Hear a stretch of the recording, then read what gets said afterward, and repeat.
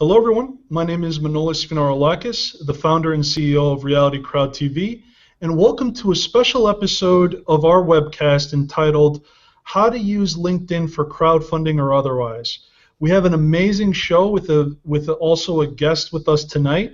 Before I introduce our guest, I would just like to go over some ground rules with everyone so that you know how to engage with this particular broadcast, and you can get the most out of the whole situation. So in the way that we're doing this is there's going to be two options where you can participate and ask questions. If you're watching through Google Hangouts on air, you'll have the ability to actually ask a question in the Q&A app. If you're watching through Crowdcast, you'll have the ability to actually ask questions through the Crowdcast that's associated with this webinar. And so through those two venues, as we go through how to use LinkedIn for crowdfunding, you'll have multiple opportunities to get the most out of this webinar. And so what I'd like to do now is I'd like to introduce our guest. We have Philip Cardwell, founder and CEO of the Crowdfunding Accelerator and LinkedIn expert. And Philip, can you please say hello to the audience and briefly introduce yourself? Yes, Manolis, thank you. I've been working on crowdfunding now in all aspects of it the past years, and recently realized that there was an effective way to use LinkedIn for crowdfunding. As such, I've kind of began to ease myself out of the crowdfunding arena and more into this LinkedIn tool. Excellent. So that's great. Thank you for joining us, Philip. And we'll talk about the actual LinkedIn tool towards the end of the broadcast. It's called Autopilot, and you all received an email if you're part of the Virtual Incubator and Crowdfunding Network. You received an email with a link to that tool in case you wanted to follow along. So with LinkedIn, a lot of people realize it's a powerful platform. When you think of LinkedIn, you think of individuals who might be wealthier, who are professionals, who have steady incomes and steady jobs. So naturally, it should be a good platform to either help you with your crowdfunding project or to even get additional business development opportunities outside of crowdfunding if you're not currently engaged in a project. And so we're here tonight to demystify that whole process, and I'm going to share my screen to kind of go over the different elements of what we'll go over tonight, and I hope that this will be a very telling experience for all of us as to how to use it. So as noted in the event description here, we're going to be going over the importance of first impressions, applying growth strategies to increase your connections, going over the blogging platform, the private messaging of your contacts and the importance of how to do that, the private messaging of second-level connections, syndicating your content across LinkedIn groups, engaging with your contacts, and also searching for new and current contacts through keywords, the importance of your company page, engaging with the newsfeed, and then finally we'll go through an actual Autopilot demo with Philip Cardwell. So I'm assuming that if you're watching this webinar, you all have at least tried LinkedIn, you have an account, and you know the basics of how to sign up. So we're not going to go that level of basics. But what we will do is just kind of go over how everything works in the platform and ways that you can really engage with people and connect with people. So when you first log in, you're actually brought to this home screen.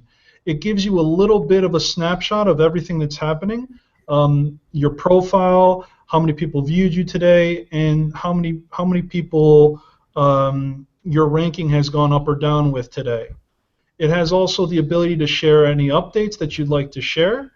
Usually when you share an update, you want to make it relevant around the topic of either your business or your crowdfunding campaign. You can also upload photos. Lately, LinkedIn has also been becoming more of a social network in that regard, where people are sharing photos, and those seem to have a lot of engagement. And then, of course, one of the best options, and I'm not sure if everyone has this rolled out yet, but the ability to publish a post, which is a blog post. And so if you do not see that button there on your LinkedIn screen, what I will say is this. It means that it may not have been rolled out to your account just yet, but if you wanted to expedite the process in which that can get rolled out to you, all you got to do is go to the Help Center, and you would click the Get Help button, And what you would do is you would send a message to the LinkedIn help desk and say, I'd like to start blogging on the LinkedIn platform. Can you please initiate that on my account? And when they were first rolling this feature out, publishing a blog post, that was how I got mine, because I got it a little bit earlier, seeing that everyone was starting to get it. And so what I did was I forced the issue, sent a message to LinkedIn, and then about 2 days later they said you can now blog. Is that your opinion as well, Philip? Is that? Yeah, go ahead. It is actually the publishing a post is tremendously more powerful than just sharing an update. When you publish a post, you actually have the ability to get it out there and in front of every single person that you're connected to, and also the people that they're connected to. So we recommend that you use that as much as possible. The only thing is you have to use original content that you come up with, as opposed to just sometimes where you'll find an article in Entrepreneur Magazine or something like that and such, that you will kind of include that as a status update. But everyone should be out there posting, and you'll also see, as you're about to show them, I believe, how it keeps up with your post and shows you how many people have viewed it over a certain period of time. Absolutely. I was just about to do that, and I might be too zoomed in to see those metrics. And actually, maybe it's up here. That's weird. But yeah, I mean, just to give people an indication of why this is important, whenever you post a blog post, up here on LinkedIn, and again, I want to make sure that I'm not going over people's heads, and so if you know this already, then don't worry. On the top around here, you have people who are messaging you, and then this little flag is the notifications. And as you can see, Josh Voshel, he just published a post using this very same feature, and whenever someone publishes a post, it's a notification that Josh Voshel has published a new post. First month update on Sue, so he's probably talking about a social network. And so now when you click on it, it goes and it shows you exactly his metrics. So you could see he just published it, 7 people have looked at it, no one has +1'd it, but I will, just for the hell of it. And then no one has also commented on it. So that is really why the posting is very important. I want to go into detail about the posting a little bit later too, but since we actually got there so quickly, I figured we would talk about it there. Going back to the home screen, there's other important things. So this is fairly new on LinkedIn. They added this new rectangle right here, which is suggesting ways that you can keep in touch with your connections. So this tells about people who had a change of job, people who may have people you might know, different key events. Sometimes it might even show a birthday.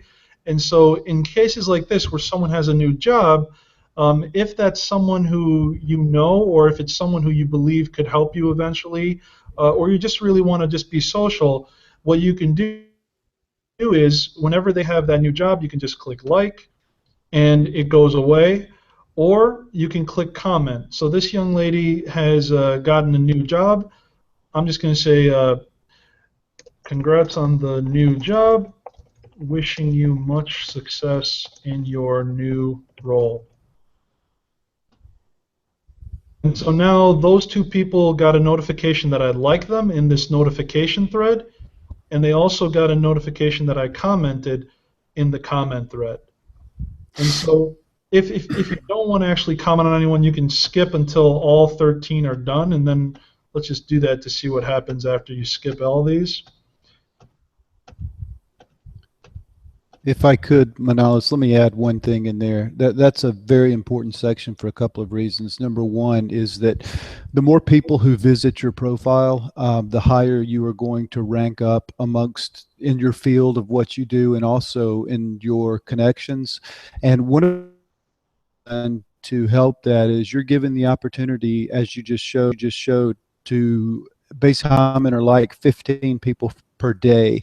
We use a program called Text Expander, which a lot of people are familiar with. You can use it on a Mac Mac or a PC.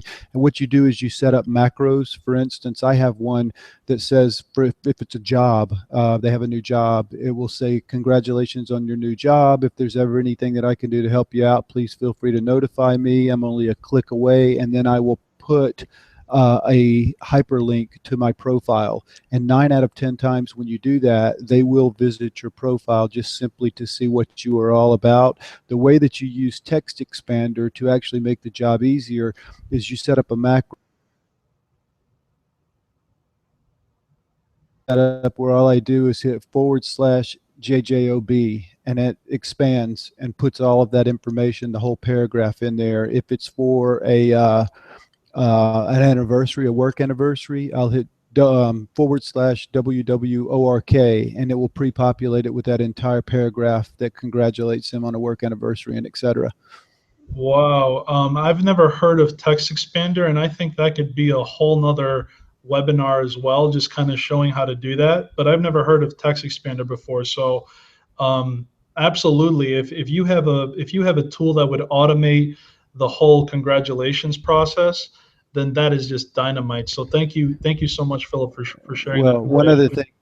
One other quick thing is it's also available as a keyboard for the iPhone, and I believe they make a model for Android. And if you're not familiar, LinkedIn makes a program called Connections, where it essentially does the same thing, but it will let you do the same as you did on the right to your homepage to anywhere between 15 and 30 other people a day. So in all, you could actually go out and hit 50 people a day. Once you're used to doing it, you can accomplish that in under 5 minutes. Wow, that is excellent. And just to show people how we got to this screen, I want to make sure that we're keeping everybody up to speed. So as Philip mentioned, it's important to engage so that you can actually be one of the people who gets visited and is the most active on LinkedIn. Up here it says your profile link. If you click here, you can see how you rank among all the other people that you're connected to on LinkedIn. So this is how you rank for profile views. It says I'm in the top 6 for professionals like me. Then it shows organizations I'm affiliated with, current and past employment. And then I can look at my overall connections. And of course, my favorite person, Anthony Robbins, is #1. But I'm sure Philip Cardwell is probably going to be somewhere up here pretty high. Let's it's really funny that you say that. Under my particular profession, I can choose to rank #1 or 2. The only problem with that is #1 is also a person who Joseph, as you just went past, who also uses our tool, and he puts out an awful lot of posts also, so he typically ends up as #1. Other than that, I don't have time, so I have stopped messing around as far as auto visiting every night. If you drop off like that, you'll find yourself fall very quickly. Now, if I work the system and I'm really diligent about it, I can stay at #1 amongst my profession, and I can move up to somewhere between 8 and 9 out of 16,000 connections that I have. That's great. I mean, I haven't used yours yet. I just send out a lot of private messages, so that's why I'm like pretty high up in my connections. 376, but I used to be down to the 80s myself, so I've kind of gone down. But that's why, like, people do look at this. If you're ranked #1 among your connections, like, people notice who you are. And Anthony Robbins probably just gets a ton of clicks just because he's up that high. So that's why it's important there. Moving along to just see what else there is. So this is also the news feed of your homepage as well. So people are posting a bunch of stuff on their own. People are also sponsoring posts, and they're sharing posts on here. So if you happen to see something that you find interesting, it might make sense to actually comment or like as well. And so, for instance, here's a strategic thing that I could probably want to comment on. Someone wrote a blog post called "Do We Need a New Word for Entrepreneur?" Already it's trending in the venture capital and private equity space, and people are starting to comment. So if I were to like this and then I were to comment, of course I'd probably want to read the post first so I know what I'm commenting on. Because this post is trending, a lot of people will get notification every time there's a new comment or every time there's some sort of engagement on the post. So because this gentleman had it featured, you could see all the comments of people down here. And that's another reason why posts are very important, because as people comment, it means that whatever your content was, it touched them in some way. They felt compelled to say something. And if you kind of engage with these people, you could reply, you can like, and you can just kind of continue to just be of value to this blog. Now, this leads us to our first question, since we're here anyways, and we saw that this was trending. I saw here that our good friend Stacy Hawkins, he actually says, what is the best way to get views and shares from your target audience on a Pulse post? And so I'll go over my answer to this, but I'll then let you go through it too, Philip. So as Philip mentioned, to get actually featured as one of the featured posts in LinkedIn Pulse, it has to be original content. It should include a nice image. It should include a catchy title. And it really just should be a pretty quality post that's original content. It should also include tags. I'm not sure if this gentleman used any tags. I don't think we could see it from our side of it. But at the end of every blog post, when you create one, it gives you 3 tags, which are keywords that you can tag your blog post with. So whatever your topic is, you want to make sure that you tag it accordingly. And he did it in such a way that it was featured in Entrepreneurship as the trending article in Entrepreneurship. Now, the way that I would get my posts trending, and there was a period of time when I was posting regularly. I think that's one of the key components, is posting regularly.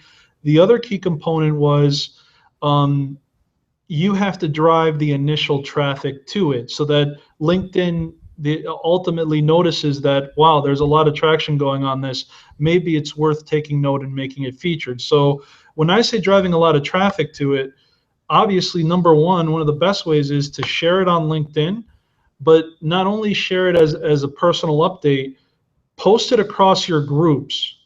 And if you're a member of 50 groups and you put another catchy title, put a little detail here, if you post this across all of your groups and it's relevant and people start engaging with it, that's potentially 50 groups that have thousands of members looking at it. Of course, Facebook is also good on your personal and business profile, and then Twitter, I think, is also extremely good. But other ways to get it to trend are have a team of people who ultimately help share posts of your content. I used to have about 6 or 7 people that we would just share and comment immediately on each of our blog posts on LinkedIn, just to kind of show LinkedIn that there's traction. So we kind of gamed it in a sense by having all these likes, having all these comments, and then for 5 posts in a row, we actually were featured in like all these different key entrepreneurships. And so let's just click on this really quick to show you that this gentleman was featured in Entrepreneurship. So how does it look? Let's see. Let's see here. This actually might have changed the way they have this, but so now we're looking in the pulse of entrepreneurship, and we see all these posts are the ones that are trending. We have crowdfunding. I don't like the title of this. Is crowdfunding the next bubble to burst? I hope not. And we see all these different posts that are trending under entrepreneurship. And in general, people will come here and they'll actually want to see which posts are trending. And what's great about this is you no longer have to be a LinkedIn publisher or those people who are, have those blue check marks near their names in order to get featured in these pulses. It used to be that it was only the LinkedIn influencers that actually had the ability to get featured on a featured blog. Did you have anything you wanted to add on how to kind of gain traction on the pulse there? Well, it's just kind of important. Yeah, a couple of things actually. Number one, it's important to go ahead and add that photo and make it a good one, preferably one that you make and don't use from some other source.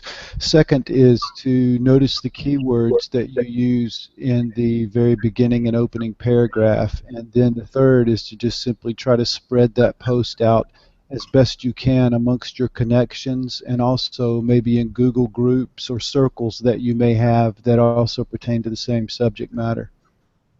Absolutely. And yeah, I mean, it really does. You know, you don't want to have a post with a really bad picture, because LinkedIn doesn't want to feature a crappy picture there. I mean, it just doesn't look good on LinkedIn either. So yeah, you're absolutely right on that. Very good. So we were able to kind of hit that question. Thank you very much, Stacy. Let me just go over this homepage a little bit more. We're spending a lot of time on it, but I think it's important for people to know. You know what? I think that's good, actually. So let me just quickly take a look again for any additional questions. Okay. Okay, so we have a couple of questions here from Chrissy, and we also have yes. So Chrissy says, I'm curious about the etiquette of sharing campaigns. I don't see much on LinkedIn, although I get a lot of spammy MLM stuff. So Chrissy, LinkedIn has gotten a lot busier lately with spam. We've all kind of been victim to it, and I think they're going to crack down pretty hard on those individuals that continually do that. So with MLM stuff, this is how you can tell that it's MLM, because the person is sending out a message that's not personalized, that essentially is looks like spam, and the person doesn't have a good profile to show that they might be a legitimate person. So, go ahead, Philip. No, what I was going to say is you're right in the fact that LinkedIn is not your regular social media group or what have you. It's not like Facebook, it's not like Twitter or anything else. It's very professional, very business oriented. That's why you have to be extremely careful in the way that you use LinkedIn in order to promote your crowdfunding campaign or to make people aware of your campaign. And we'll show you coming up on the end a way to do that where you have the people come back to you, as opposed to doing, as Chrissy says, this spammy type of MLM stuff, because LinkedIn does not play around when it comes to that. They will turn your account off very quickly. Yeah, absolutely. You are absolutely right. And Chrissy, when you see spam, the best thing to do is just use the internal messaging, and either first maybe give the person a kind warning to say, hey, this isn't really appropriate. I don't want to report you, but if you do it again, I will. And then that way you just kind of make sure that we keep the LinkedIn etiquette where it should be. So, I mean, it's always good. You don't want to just completely cause somebody to like get banned just by one infraction. But if there's someone who keeps doing it over and over again, then you either just unfollow them, or you can even report them. And so you also say here, Chrissy, I'm hoping to attract some people for my team, which to me is more important than the funds to appoint, and create intrigue with possible investor partners. So Chrissy, we're about to go over a piece of this that will help you with that. But ultimately, it all kind of starts with your profile. Who are you for those people who might want to join your team? And your profile is going to really tell people who you are.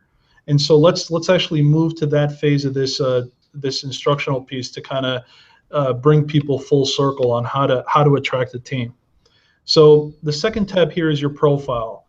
You have edit profile, decision board, who's viewed your profile, and updates. What we're going to look here, we're just going to click on profile and show you some of the key components. And one of the main things that I can say is this: definitely use LinkedIn's own recommendations. So they have a little profile strength indicator here, and as you can see, they give me the all-star indicator, and that's because of making sure that I filled in just about everything that they asked me to. I'm sure it also helps that I'm a premium account member too, so I'm paying them. So they're probably happy about that. So as we can see here, there's a gentleman who has endorsed me for 2 skills. I actually am full for all my skills, so I can't accept his recommendations. So I'm gonna, I'm just gonna X that out. Now, this is what you mentioned as well, Philip, that LinkedIn had a built-in feature that allows you to endorse your connections. And let's just talk about what endorsements are for a moment. In your profile, you can pick up to, I think, 50 skills that you believe you possess. And when you pick that skill, you give people the opportunity to actually endorse you on the skill that you personally say that you have. And of all the skills, of all the 50, you can get up to, I think it's 10. 10 of them are your top skills, your top 10 skills. When someone endorses you, or when you endorse someone else, you provide a notification to that individual. As you can see, Dale Kensock. Dale, if you're watching, thank you very much. Dale just endorsed me for 2 skills, crowdfund promotions and nonprofits. So if I was someone who was happy that I got that endorsement, I would say, wow, Dale's a nice guy. Who is Dale? Let me click on my notification. And let me go to Dale's profile. For some reason, it didn't go there, but let's just see. Maybe I got to click on his picture. No. Well, either way, usually I thought that it would have taken me to Dale's profile there. So that's kind of how it works as far as the notification. Now, the great thing is, and we'll go over this later with the Autopilot tool, but the great thing is that if you can accelerate the process of endorsing people en masse, then you can send out lots and lots of notifications that you're endorsing people's profiles. And so that's one way to actually use LinkedIn as a lead generation source, by being proactive and endorsing. And I'll let you jump in a moment, Philip, but one thing I want to actually distinguish between an endorsement and a recommendation. You are not legally bound at all to stand by the person that you're endorsing. Like, people endorse so much now that it's more so just a notification tool. I don't think too much into it. I mean, someone might, someone might gather from me that, okay, I must be good in entrepreneurship because I have all these endorsements, right? Hold on a second. Not sure why that's there. Someone, I think I have close to 400 or 500 endorsements on entrepreneurship. So it looks good from that perspective for anyone who has a ton of endorsements, but legally, you are not bound to stand by this. Like, you might endorse someone by accident, just to be nice that they endorsed you. Now, a recommendation is a little bit different. So a recommendation is actually someone who has worked with you previously and actually wants to say that, this person is a good person. I work with him. He's good at what he does. And that is something that you don't want to take lightly. If you're going to endorse someone, you want to make it personal, and you want to make sure that you've actually done business with them, because that can come back to you as, as something that someone might rely upon. Any thing to add there, Philip? Yeah, the only thing that I would say is one of the primary reasons behind endorsing your first connect that they will come back, and people feel the need to reciprocate and endorse you. And once again, it's all about you being out there in front of people through the notifications and everything else. And that's why the automation of endorsement is so big. You can do this on your own. Now, one thing that they don't tell you is that while LinkedIn will allow you to continue endorsing people as many as you want to throughout the day, they will never say this, but they will not accept any more than 150 endorsements per 24 hours. Got you. Good to know. But before I knew about your tool, I was actually using my LinkedIn mobile application, because that's a pretty quick way to endorse people.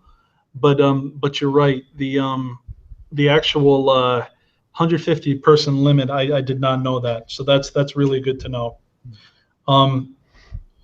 So here's the really important piece. So of course you have your profile picture. And obviously I don't look like this anymore, but I've gained weight and I feel like I look good in this picture. so just like a dating site, I'm kind of like having an outdated picture. So don't fault me for that. But you have your picture, which needs to be professional. You have your name, obviously, and then you have your actual title, or your tagline here of kind of what people use, what you want people to know about you. And actually, I'm going to ask you, Philip, to kind of lay out the importance of that, because I know you have a lot of things to say about this in particular. I do, and I'll keep it short, Manalis. That's probably the most important part of your profile for what we're going to talk about doing later, which is trying to get people interested in your crowdfunding campaign. Because when you go out and you visit someone else's your image, your name, and at what we call the tagline. Most people make the mistake, as you'll see, and you can view this as a mistake depending on what you're trying to do with your profile. For crowdfunding, this would be a mistake, where it says founder and CEO of Reality Crowd TV, and it goes on and on. Most people will list their position. If you're trying to attract people to a campaign, though, or you're trying to sell a product or service online, you have to understand that that small section right there is all that people are going to see when they see that you have visited their profile. So what you need to do instead is you need to list what the benefit is that you can offer that person in that small section. And as we go further, I'll give you a prime example which will make it very understandable. We can view my profile shortly and I'll show you what we're talking about, but that is probably the most important part of your profile for what you're going to be trying to do, is that tagline. Absolutely, and you know what? Just to drive that point home, let's just go to your profile now, so you can kind of tell us what your tagline is. Okay, so yeah, yours says crowdfunding and marketing expert. I help businesses, inventors, and filmmakers with crowdfunding, marketing, and advertising. Awesome. Okay, let me explain that for just a minute. What happens here is when I go out and visit someone's profile and they take a look and all they see is that one little block, and it explains to them, you know, this is how he can help me. So if you think about this for just a minute, it makes sense that if I really wanted to get the most out of this, I would go out and I would visit inventors, filmmakers, startup companies, and I do sometimes.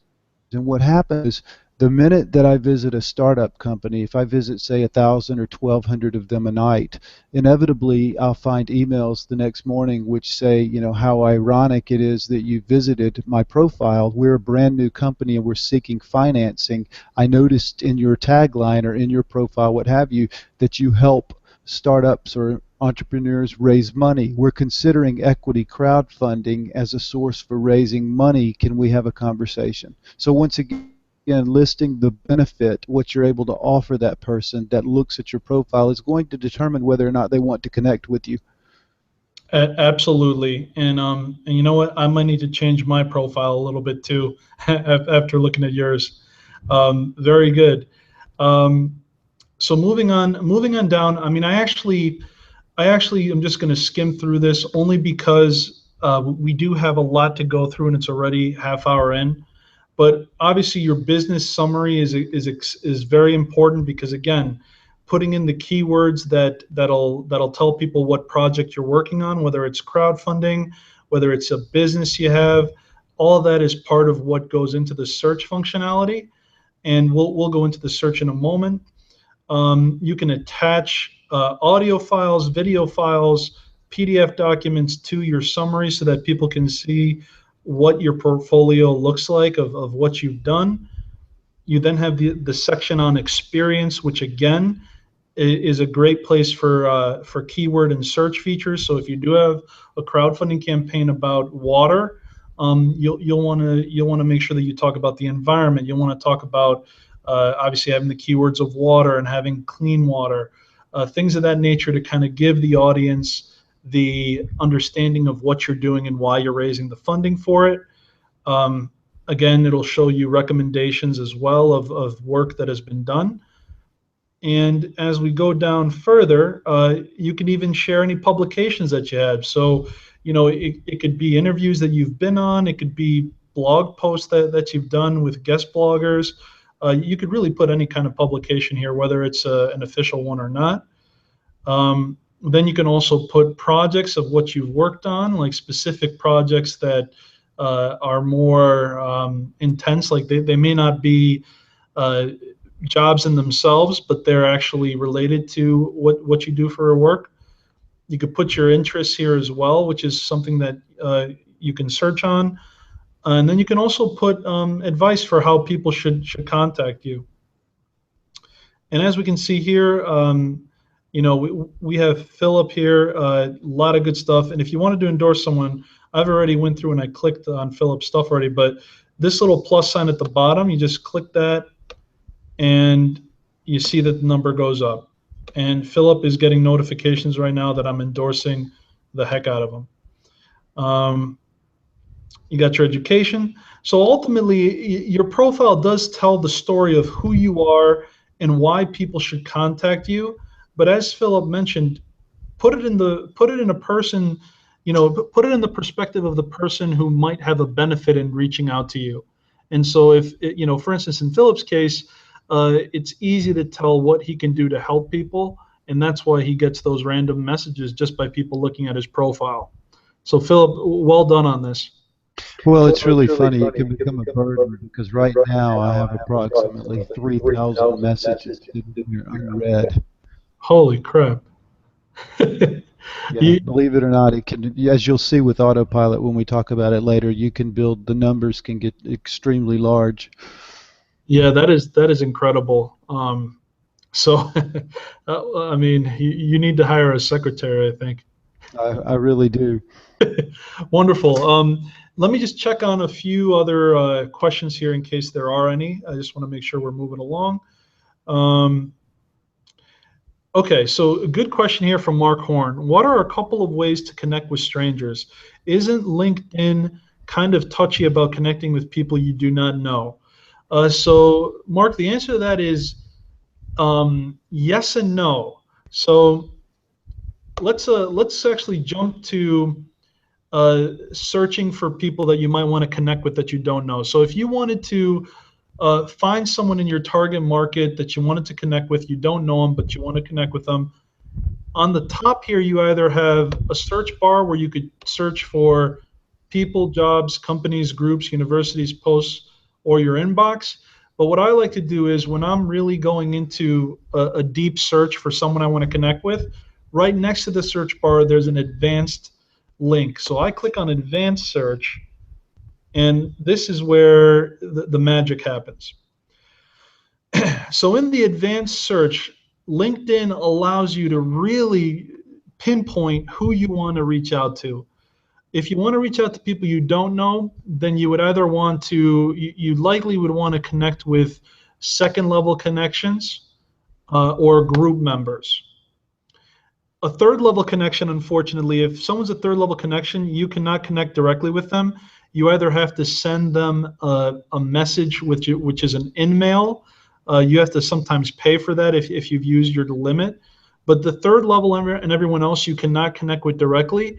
But if you're a second level connection, which means that someone in your network is connected with them, you can connect directly with them, or if they're a group member, you can connect directly with them.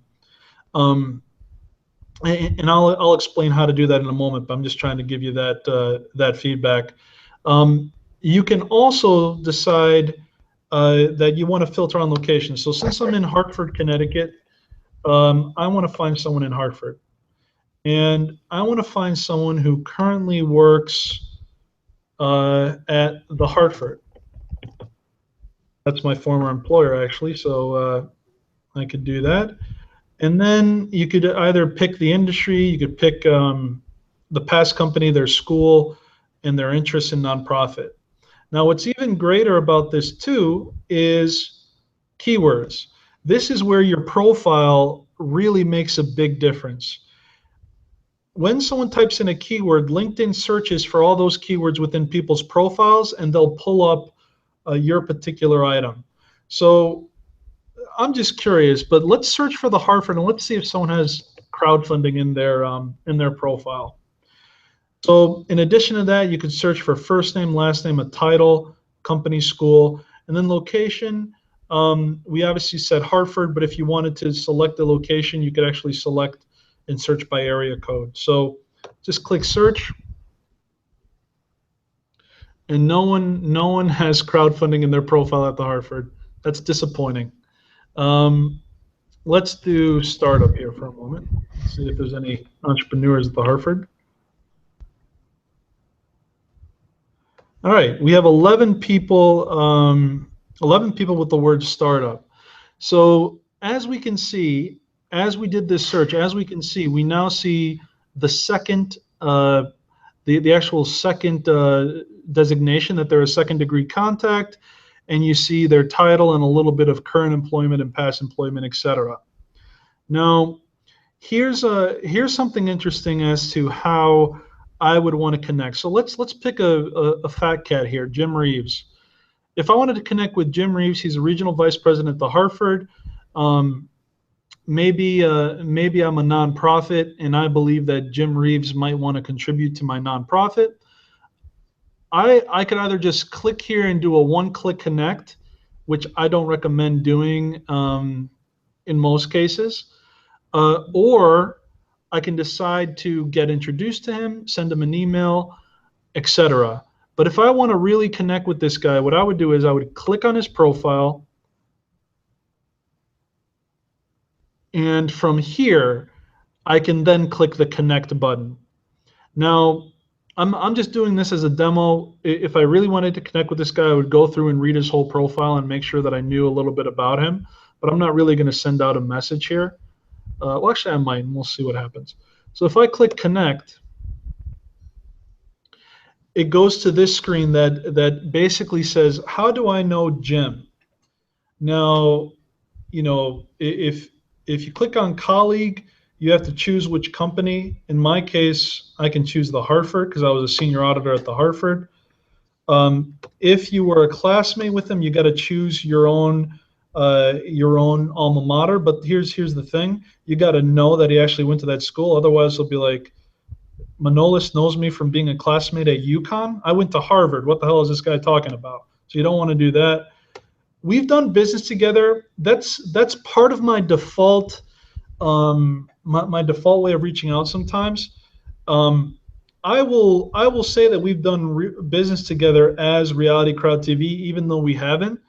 But I would say that, you know, I would say it in my note that, hey, I saw that you're interested in this. I'd love to connect. You could also say friend, which means that you know each other somehow, but that's like the path of least resistance. That right there doesn't really indicate too much. If you type in other, though, you have to have his email address in order to connect with them, which you never click other. And if you click I don't know Jim, then that gets you to this stage. I still would not go I don't know Jim. That's just my opinion. I would choose anything else but I don't know Jim or other. What are your thoughts on that, Philip? Well, they've really changed this. Up until recently, they allowed you to, if you had a group in common, you could go ahead and invite them, which is why we recommend everyone have as many groups as they could be members of, which is 50 typically. Other than that, you can typically find someone's email address most of the time on their actual profile. So if it does ask you for an email address because you choose other, or you choose, you know, we've done business together, when it asks you for that email address, you can probably find it on their profile, and you may want to look at that under contact information before you decide to actually link up with them. Second thing that I would say is that you have to be very careful about, just because someone has visited your profile, if you try to connect with too many people, even if you manage to do it because you found their email address, they have certain algorithms that will kick into play, and you'll get a red warning across the top that will say that you have had too many I don't knows or I don't recognize in a certain given period of time, and you have to click the warning that you agree not to invite people that you don't know, or it will require you to use an email address from here out. Exactly, and I'll mention something about that in a moment, because that's a very good point. But in this case, since I know Jim worked at the Hartford, I'm just going to say we're colleagues. And so when you look at the profile, if you really want to increase the likelihood of you actually connecting with someone you don't know, you would write a thoughtful personal note in the introduction. So I would say, hi Jim. Hope you are having a great week. I see that you currently work at the Hartford, and I used to work there as well. Trying to connect to I'm trying to connect with alumni to keep in touch with the happenings at HIG. Looking forward to chatting soon. So like something like that, there is a limit, and then all you got to do is just click send invitation. And I'm probably not going to chat with Jim, to be honest with you, but we'll see. Maybe Jim will accept it, maybe he won't. But to go back to what you said about the limits, so LinkedIn has gotten much better at stopping people from abusing that. One thing that I used to do is when I was a realtor, I would download from the multiple listing service. I would download thousands of people's email addresses, and then I would go to LinkedIn and try to invite new connections. So one thing I didn't do here is you could do an add connections feature here, but what I would do is I would invite people. I can click on Gmail. You know what? Actually, I don't want to do that. I'm just going to click on the icon itself. And what I used to do is when I used to export those connections, you can either connect your Gmail account or other email accounts to invite people to LinkedIn as connections, or if you don't want to connect these, when I exported those lists, I would click on the any email button, and I would either upload a contacts file or I would invite by individual email. And you could just copy and paste and send out like hundreds of invites at a time. But that's where you get in trouble.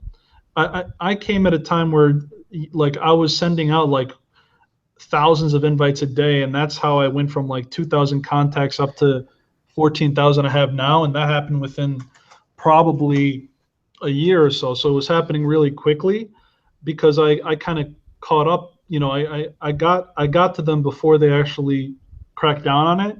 But now, as you mentioned, Philip, I don't think they allow you to do that as much anymore. Actually, Manolis, most people don't realize this, but you're allowed either 2,000 or 3,000 invites over the course of time. So what happens is when you have people with a lot of contacts in their address books or what have you, email contacts, and they don't realize that, and they try to invite all of them. Once you have used up that, this is no joke, once you have used up that allotment of invites, there is a place on there where it's manage imported contacts, or either it's another one somewhere along there. I would have to see where you're able to go back and look at the invites that you have already sent, and you have to LinkedIn requesting that they up the amount of contacts that you are allowed to connect to or to import and send to. Yeah, exactly. I was just going to say that if you hit that 3,000 person limit, and LinkedIn basically says, you can't add anymore. Again, LinkedIn, as long as you're proactive and you go to the help center and say, hey, I use my allotment of 3,000 contacts, but I really do have a few more people I'd like to connect with. Can you please can you please reset my invite limit? And 9 times out of 10, they'll do it. And in fact, I think it's been done for me like 3 or 4 times. There was a period for about 6 months where they said no, but recently, again, I just asked 6 months later, and recently they lifted my limit again. So I have another 3,000 invites I can send if I wanted to. I'm waiting to do that just to kind of have more of a strategy on it. But absolutely. So that's the key. If you hit a limit on LinkedIn and it's only your first time that you hit the limit, then you can always just go and just ask them to say, hey, I'm creating a ticket for my LinkedIn limitation. I still have more people I'd like to connect with, and I was wondering if you could lift the limit. And especially if you're a premium account holder, I find that if you're paying them money, they want to keep you as a paying customer, so they'll lift that limit without a problem. I mean, they don't explicitly say that, but I guarantee you in their mind, they're going to try to keep the person who's paying them $50 a month versus someone who's not.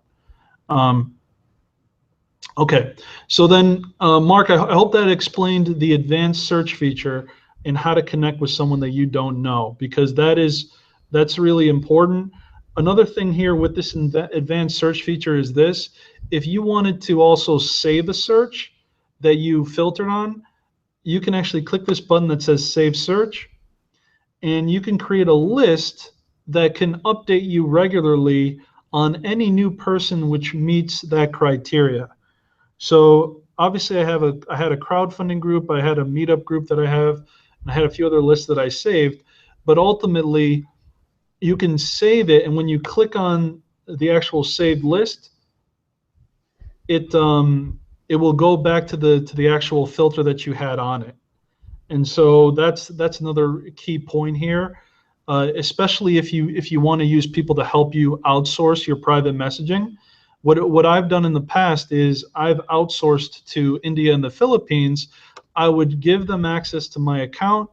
I would show them a list that I wanted messages sent to, and I would create a template that I would have someone in India send out to all these people on the list, and I would tell them to do this. I would say, hey, now that we're connected to this first level connection, I'd like to message this gentleman, and I want you to have the same subject each time, but each message I want you to personalize to say, hi, insert first name. Hope all is going well at insert company name. The reason, blah, blah, blah. So see, if I find that when you personalize in a message, you personalize the first name and you personalize the company name, then people feel like you actually looked at their profile and you actually are sending a more personalized message. Just the first name alone doesn't cut it. I find that the best response rate is when when you have the first name and you have the company name. But going through 13,000 connections one by one by one, I'm not going to do that because that would take forever. But someone in India or the Philippines who you can outsource to, that's what they do. The companies that hire them allow them to do that. Now, there's probably tools that can also help you automate this. So let me ask you, if you know of any, Philip. Do you know any that automate the private messaging through LinkedIn? Actually, LinkedIn has just changed their rules on private messaging in general. I think they've cut back to, believe it or not, 15 per month. It's a big deal right now for a lot of LinkedIn trainers who have gone out and they've promised to send out so many messages to their clients for X amount of money per month. We're working on what we can do to get past that. It's pretty sophisticated though, and they're on top of it. So apparently they don't like the way that people were using the messaging function, so they have tightened down on that probably harder than anything else. Really? Okay. This is very recent. This has all taken place in the past month or so.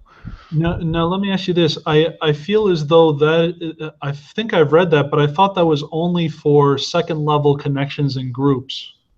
Like group messaging? I don't think it's for first level connections. It affects your group messaging, number one. If you're talking about just simply sending out private messages to your first connections, there is software out there that you can do that with. I can't recall the name of it offhand. I think that what we're overall trying to do now, though, is instead of taking all these steps and using all this time in order to try to connect with people, it's really changed in the fact that we're trying to now get people to come to you. And we're doing that in an automated way so that you don't have to go through this entire process. You can kind of take a couple of steps a day and you can get people to come to you as opposed to you going out and trying to further the relationship. Yeah, absolutely. And I mean, I actually do know of a software tool that I've used. They've upgraded recently, so it's not working as well as it used to. But have you ever heard of Social Emailer? Is that the tool you were thinking about? That's not the name. There's another one out there, and they come and go. I usually stay up on most of those, but since we've been involved in this project, I've kind of let all the other ones go by the wayside. Yeah, I mean, I can share with people outside of this, but let me give a fair warning as well. So I was managing other people's LinkedIn accounts as well as a service. A few of my clients actually enlisted me to go out and do private messaging campaigns because they really are very, very effective, especially when they're personalized. But LinkedIn recently sent me a message, and they actually restricted my account. They said until you agree not to do that again, and until you show me verification that you actually are you, we are not going to let you do anything else on LinkedIn. So now, like, it used to be that you can actually log in and out of multiple people's accounts whether you own them or not, but now they've caught up to not allow people to do that. So even if the limit of the actual like number of messages is infinite, now those trainers, as you mentioned, who are trying to log into other people's accounts are going to get flagged by LinkedIn and potentially get their accounts banned. We've actually recommended a way of around that. There are certain programs out there. One that's pretty inexpensive and very good is called Hide My Ass. And it does so in a way that it chooses various IP addresses, because we have a lot of LinkedIn trainers who use our tool, and they will actually use it for maybe running the accounts of 15, 20, 30 people at a time. So they had to get very creative. You can use it at work, which is essentially what Hide My Ass is, or you can use a virtual during this. That's a little bit more complicated. Very interesting. And in fact, would you mind doing a guest blog post for Reality Crowd TV about all these different tools that you're mentioning? Because I'm sure our audience is probably thinking, man, I'd love to know these tools, but obviously in a webinar you can't access it. Would you be interested in doing that? Sure, I'd be happy to. It's no problem. Awesome. So let me look back here for a moment and just see if any other questions here. Okay, so then someone's asking, Zach Bob is asking, what is the best post you recently read about crowdfunding? Good question, Zach. I would have to say that shoot, there was one written by Joseph Hogue, and Joseph Hogue has a website called crowd101.com, I believe. And he has a lot of good content on his website. He actually had a post about 33 thought leaders that I thought was really, really good. It was just giving people advice. So if you haven't visited crowd101.com, I would go to his website and look up the 33 crowdfunding people who are giving advice. That was probably the best post I've seen. Yeah, Manolis, I think one of the better ones that's really iconic is the one that you have the bookmark for right there, which is Hacking Kickstarter. It's not 100% accurate anymore, but it does offer some very good advice, and it makes you really start to think about new ways to push your project. You have good eyes that you saw that. I should have saw. I've actually been through that article probably 75 times. Yeah, it's a really good article. I mean, this is by Timothy Ferriss. He's the guy between the 4-hour work week, behind the 4-hour work week, and he had this friend of his who had this water campaign for a purifier of some sort, and he talks about how you can hack Kickstarter. It is pretty in depth, and it's not for the novice, but he tries to break it down as simple as possible. So that's another good one. I kind of forgot about that. Let me head back to LinkedIn here for a moment, or Crowdcast rather. While we wait for this to load, I don't want to ignore the other people potentially on asking questions through the Hangout here. 4-hour work week. One second. He had this friend of his who had this water camp. There we go. So I want to actually go back to. There's a lot of questions right now on the actual Hangout on air. So give me a moment, everyone. I will get some of these up and running here. All right, so you've just mentioned LinkedIn is not like any other social network. So I would like to know, why does LinkedIn allow anonymous viewers? This is from Novelette Ellis. Very good point, Novelette. Uh, they allow anonymous viewers for people who want to keep their profiles private. So there's a certain segment of LinkedIn who keeps their profiles private at all times. Um, they don't actually show any updates to their profile. They don't show any status updates. And so for those people who elect to have their profile private, they can choose to do so. If you'd like to not have it private, I can show you that in a moment. But before I do, would you like to say something, Philip? I would actually. As a matter of fact, one of the more important things in your LinkedIn account is to go to I'd have to look up the URL. I'll be glad to give it to you later and you can email it out to everyone, but is to go to your settings and make sure that you have your security settings set correctly so that the largest number of people possible can view your profile. And Yeah. it's a big deal because they do not come standardly set to the way that you want them. You're going to want to make some adjustments to that. Yes, absolutely. So Novalette, very good question, and I'm going to show that in a moment. I just want to answer the last remaining question in Hangouts here very quick. Frank Drews asks, what happens when I don't have a patent application filed and no one wants to help me with my crowdfunding unless I tell all about how it works? So Frank, this is a personal opinion. It's not legal advice. It's just the way that I operate. If you're going to let the cost of a patent stop you from living your dream, then you're making an excuse for why you're not moving forward. For me, the best protection that I find is if I'm the first to do it, or if I at least have a non-disclosure agreement. That's the basic level of getting your idea patented. But what really makes the difference between success and failure is not the idea, it's the execution. So if you wait until if you're afraid someone's going to steal it, chances are someone will just steal it by doing it first because you've waited too long to execute. And Philip, I don't know if you have any comments on that. I used to run into that issue all the time. I mean, when I was doing a lot of heavy crowdfunding promotion, that was one of the things because we had to get so involved with what the person was doing, what they were offering, that we had to understand every single bit of their project or whatever their product was. That being said, an NDA is a first step to doing that. There's only so much you can do to protect it, though. You're looking at anywhere from $10,000 to $20,000 to actually go out and get a patent. And I'm not so sure most of the people who are doing the crowdfunding can afford that. But if you can prove that, by and actually putting something out on the internet via a crowdfunding campaign is a permanent record of your idea and the fact that you're out there with that idea, and it is considered I forget legally what they call it, but it is considered public distribution of the information, the simple fact that you've put it out there in a campaign like that. So you can start with an NDA, but that's about as far as you can go. You can't let it hold you back.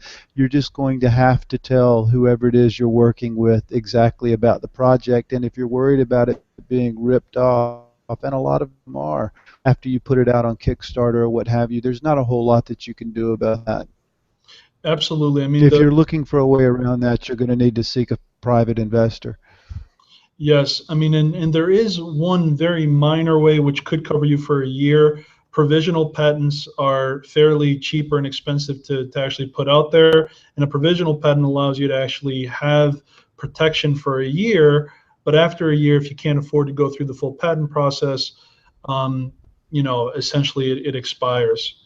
To go back to the settings piece, because she made a good point there, you want to make sure that you go to your actual privacy and settings, and you want to make sure that anything that you do is seen by the people out there.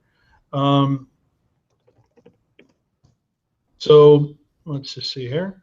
So yeah, so if we look at the privacy and settings, profile, it says turn on or off your news mention broadcast or on or off your activity broadcast. Select who can see your activity feed.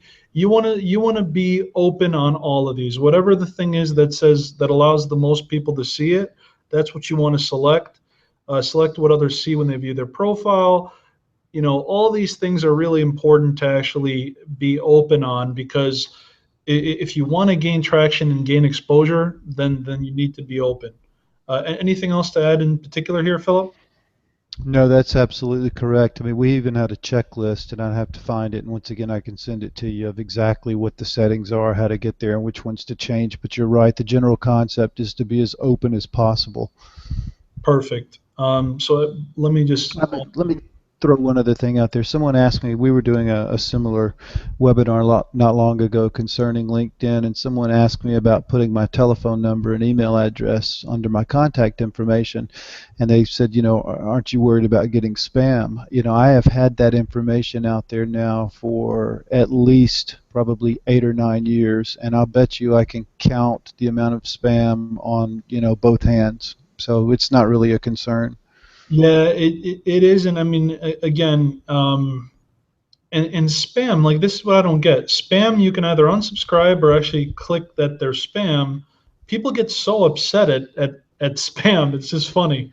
But anyways, one other thing I will say here is there was another question.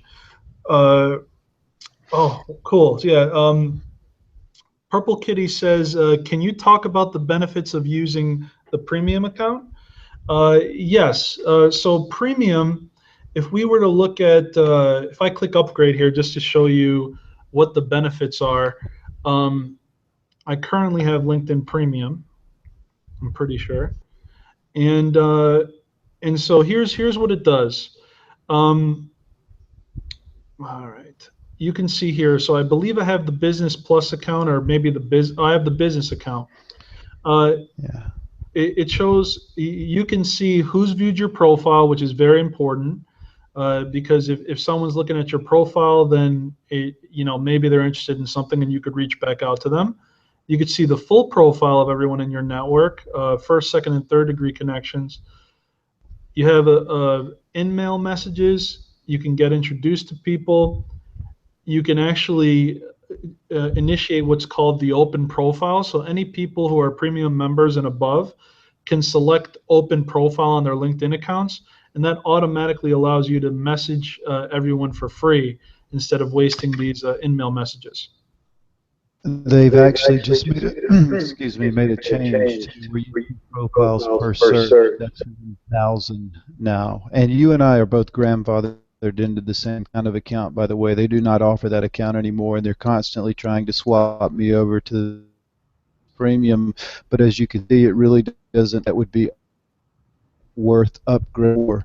But I do recommend strongly that people do the business premium account. And I'll tell you a little secret in a minute about how you can without having to pay for it. But you really, if you're going to be serious at all about using LinkedIn, particularly for a crowdfunding campaign, then you need to do it at least a month or two prior to your campaign, and run it at least while you're doing your campaign. After that, you can drop it, which means that you would want to do it monthly. But LinkedIn it's essential that you use the Business Plus. Some of the things that they don't show you on there, and we run into this because of our automation tool all the time, is that two of the worst, well, there's three accounts really that are terrible. One is your basic and free account, and the other is a recruiter account, because both of those limit you in ways that they don't show you right here, and that is that you are only allowed a certain number of searches per month. When you're using automated software, we've actually had people hit that number that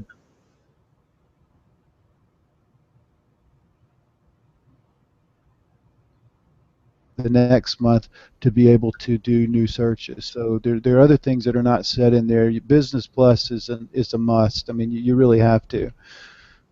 Yeah, absolutely. I fully agree. I mean, you know, premium versus not premium, it's not worth it. And let me just tell you, just quickly, I'll explain that if you want to try it out, especially if you decide to use an automated tool, what you do is you go ahead and you sign up for Business Plus, you use your credit card. 24 hours later, go ahead and cancel it. Not your credit card, but go ahead and cancel the plan, and LinkedIn will allow you to continue using the Business Plus plan for 30 days. And that way you can get an idea of whether or not you like it without having to remember to go back and cancel that automated payment from the credit card.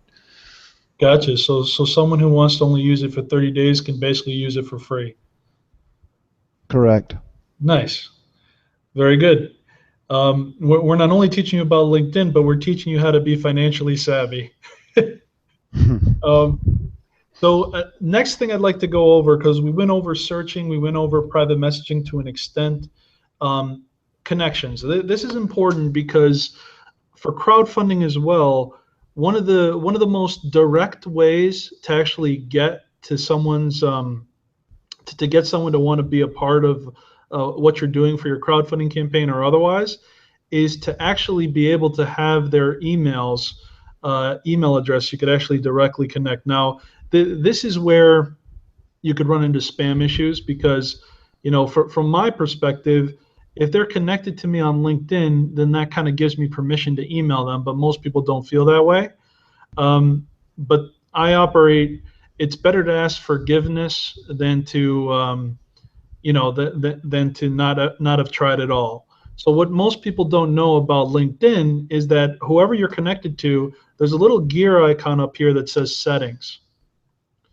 You can click on settings and it takes you to this advanced settings section. And if you see here, advanced settings, export LinkedIn connections, export it in a Microsoft CSV.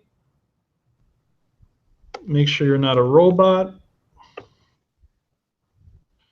And shortly, what will appear is that I've just downloaded nearly 14,000 contacts from LinkedIn, and that's 14,000 email addresses that were associated with their LinkedIn accounts. So if you really want to build an email list fast, you would just make sure you're adding a lot of connections, you're doing it smartly, it's within your target market, and then after the fact, you just, you export it when the time comes, and you start adding them in your email marketing. Now, Philip, I don't know what your thoughts are on that. I know that it's not the best way to go about it, but it is effective in the sense that you will get some people who are interested. It's actually exactly how we go about it. Once we download these lists, and once again, when we talk about automated software, you end up with huge numbers. But once you have this list, then you're going to want to use another email service to actually send to. That's a whole other conversation, but people can search that online. You're going to want to find a whitelisted email sender, though. Amazon offers the ability to do that through their S3 program. Places like Constant Contact, iContact, StreamSend. I mean, there are many of them. Usually, they'll start you off rather slow and only allow you to send out between 200 and 500 at a time. Once they verified that you get very few complaints from doing that, then they will up the number, and typically for most people you'll be able to send out as many as you want to, and you're assured that they will also get through. But yeah, you're doing exactly the way that we do, which is to download and export your contacts and then strip the beautiful thing about doing it that way is that you can set up the first name, as you said, dear first name, and have it go to them where it's a little bit more personalized. Absolutely, and for those of you who end up doing that, I use intercom.io for my email marketing tool, and you know how you mentioned that it goes slow at first. You use 2 to 400. These guys, there is no limit. Even if there's complaints, these guys just send it out, and it always ends up in the inbox. So Intercom's a really good marketing tool to use. They do give you a month free, I believe, but it does get pricey based on users. I mean, if you have like over 20,000 emails like I do, it gets a little bit pricey. But some of these are pretty cheap. 250 users is 57 a month, and then you kind of keep going up from there. But absolutely, that's one of the biggest benefits of LinkedIn is the ability to take your connections and use them to promote your crowdfunding campaign, your business, whatever the case may be. So as we look here, actually, let me just make sure. I think hopefully that answered the question about her her crowdfunding. Or rather, the benefits of premium. One other thing that this is kind of newer on LinkedIn is now they also show you like updates from your contacts, so you can quickly say congrats and happy birthday and stuff. So if you wanted to say congrats here, again, another way to just quickly say congrats, and you comment on their updates. So you just say congrats. You have Once something to say? again, that's the other reason why you want to use Text Expander. Okay, so you can actually go on this page and Text Expander does the rest? Absolutely. You can blow through all of that extremely quickly. Oh man, you got to show me how to use Text Expander because that would be Yeah, dominant. all you're doing is you're setting up, you're designing your, yeah, you're just designing your paragraph that will say the same thing but looks extremely personalized, and then you're setting a couple of hotkeys on your keyboard so that when you tap those keys, it will automatically insert that paragraph into the correct spot, and you can just start buzzing through it very quickly. Oh man, that is phenomenal. You got to send that over right away because I can just see Sure. unlimited opportunities there. Um, The awesome. name of the company that offers the software is called Smile, S-M-I-L-E. Smile Text Expander. And if we Google that, does it only work for Mac? No, it works for Mac and PC. So And it smilesoftware.com. also works on, by the way, it works on your iPhones, iPads, and it's all interchangeable. It keeps up with, like, if you add new macros on your iPad, they will also show up if you use, like, Dropbox or something. It keeps an ongoing list of all of your macros, and they'll show up on all your devices. Wow. So type more with less effort. Text Expander saves your fingers in your keyboard, expanding keyboard shortcuts into frequently used text and pictures. Wow. All right, man. You're opening up our audience's eyes to a lot of good stuff. Um, this is going to be good. Cool. I'll take a look at that later. Um, and so just kind of also just to show you again, if you wanted to further use this connections tab, you can filter to find additional context if you only wanted to see connections only, and you also wanted to filter on a particular company and see all of your connections based on a company. You can certainly go ahead and do that, and you can filter it by recent conversation, last name, first name, or new connections. Um, and so you could see all that good stuff. One other thing too that is good about if you are very diligent, and this is what I would recommend for people.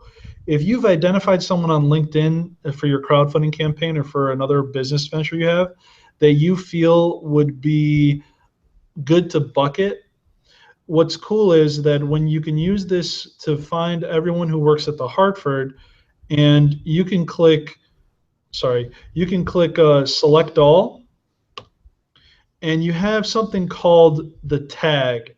And tags, I think, are underutilized. It takes some time to filter through your contacts and put them in nice categories. But if I wanted to tag, um, employees from the Hartford, um, now I can kind of save it, and I can pull them up by tag anytime that I want.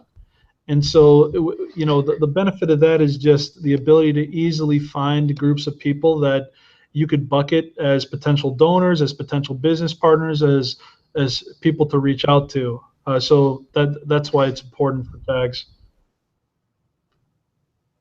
Let me give you one other tip too, and that is that if you can find at least one or two people at a company that you can connect with, then it typically opens the door where other people at that company will also connect you, because what they will see when you visit their profile is that you are also connected to at least one or two other people that work at the same company that they do. The higher up the chain the person you can connect to, the better, as far as the perception that it opens the door to a lot of other people will connect with you because they see you are connected to that other person at the company.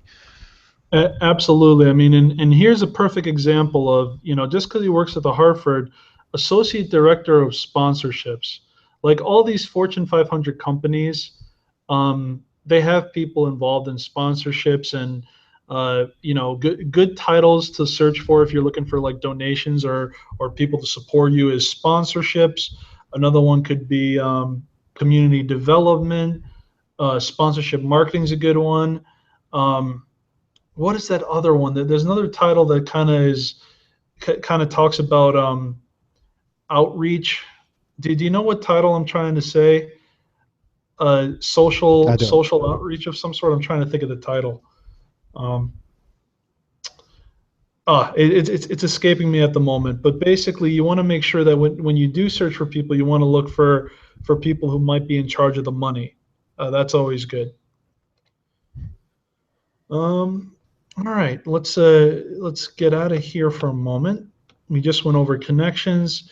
Now there is an education. If you're part of an educational, if you're in school and stuff, you could look at this. This isn't that important to go over right this second. Jobs, obviously, if you're looking for a job, LinkedIn's definitely a great place to look. I mean, they have, everyone is using LinkedIn now for jobs. I'd imagine Monster might go out of business soon because LinkedIn is going to just dominate the field there. You know, it's funny. Our largest client base is staffing and recruiting, or staffers and recruiters. Yeah, I'd imagine. I mean, I get a lot of people emailing me about potential job opportunities, and so I'd imagine that they'd want to use your software. They do. Yeah. So then, so here's a couple other things too.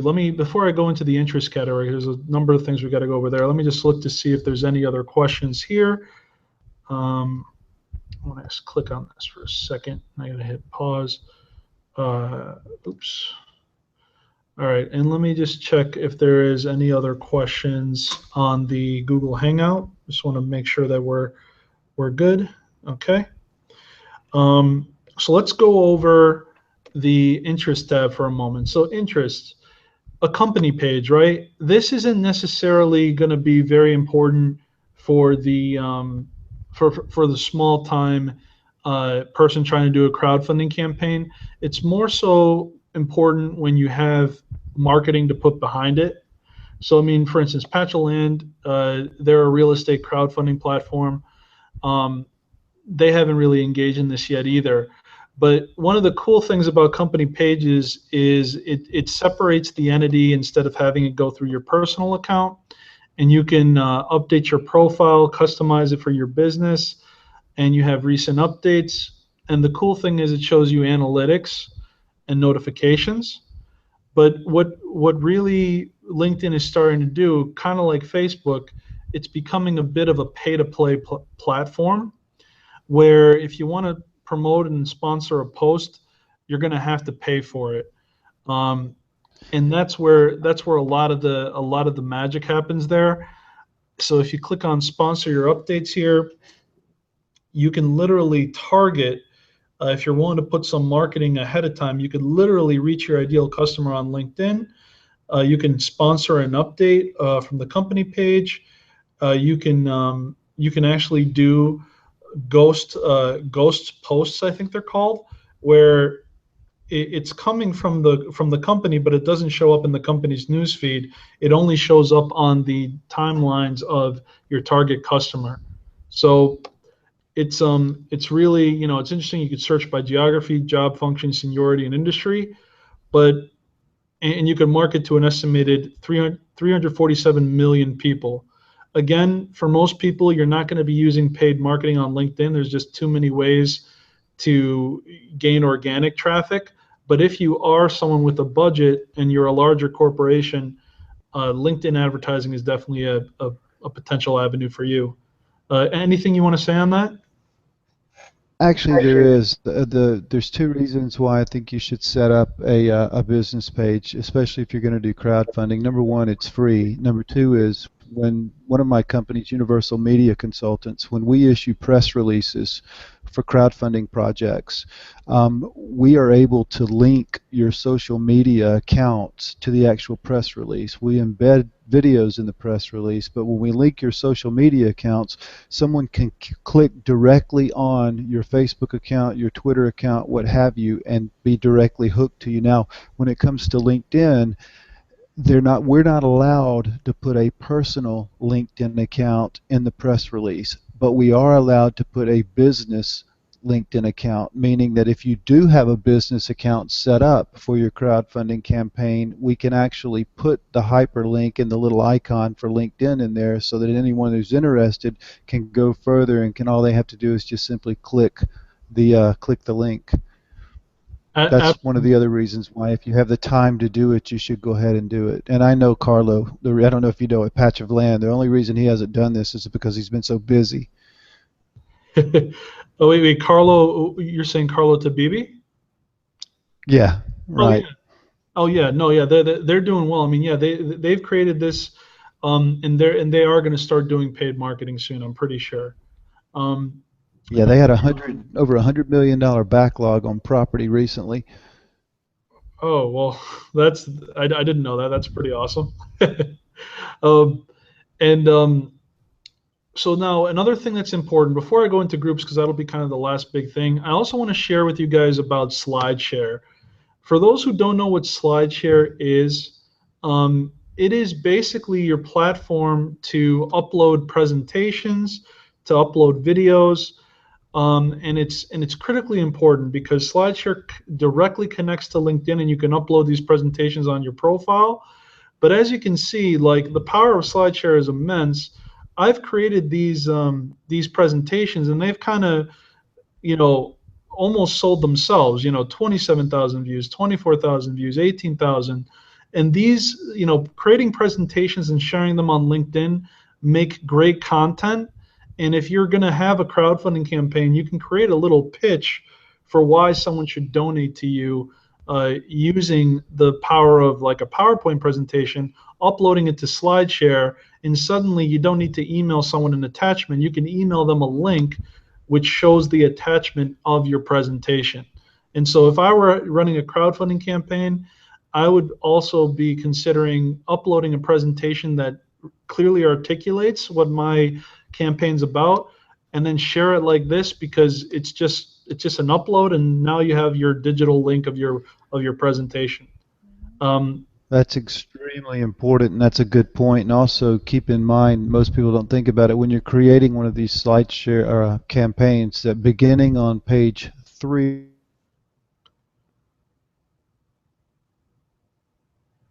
in your actual slides.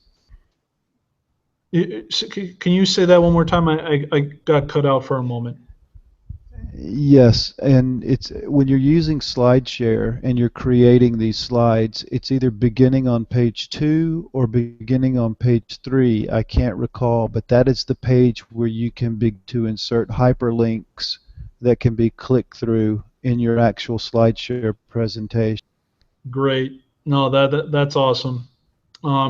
And yeah, I mean, I like SlideShare is amazing, and also, I mean, if you're doing, we're going to be talking about equity crowdfunding on Thursday. We're going to go through a tutorial on AngelList, and they always ask for a deck and a link to a deck. You can't upload it, so there's multiple reasons why SlideShare is important. Now let's go to groups here. Groups is very important. As we mentioned, you can only have about 50. Somehow I have 54. I'm not sure how that happened, but subgroups don't count as normal groups. If any group has a subgroup, you can go ahead and join that too, and it does not count against the 50. Oh, really? That's actually really interesting. So maybe I'm going to join a lot more groups then. You learn something new every day. Yeah, you can actually. Great. Well, in that case, I'm going to. Wow. I mean, listen, man, you should be hired by LinkedIn. You know them so well. We've had to do a lot of research in order to get where we are. Yeah, for sure. So groups. So you want to join groups that are within your demographic. I mean, you can join crowdfunding groups. There are a bunch of them. I would probably only join one though. This one's the largest one. It has like 34,000 members. All the other ones aren't really even close to this. So that's just my opinion, but I would definitely, use these groups, not so much to actually gain funding from them, because I don't think you're going to raise a lot of money, but these groups are great places to learn about crowdfunding and how and getting tips from other people. I don't know how many people are going to be contributing using this group, though. It's more so a resource to learn, in my opinion. I would say one other thing, let me throw in there. You mentioned staying within the realm of your expertise or whatever it is you're interested in. I'd make one other recommendation. If you could go and join 3 maybe groups, you have so many, but just join 3 that have a substantially large number of people in them, such as some of your SEO groups, which stands for search engine optimization, and some of your social media groups. 400,000 members. And the reason that's important is if they ever go back to the way that they were in the past about you being able to invite people to connect and you have to just share a common group, you've just opened the door to 500,000 to 1 million people just by belonging to 1 or 2 groups. Absolutely. It's really important. And so the reason why you want to do that is, again, let's say you have a blog post or a piece of content.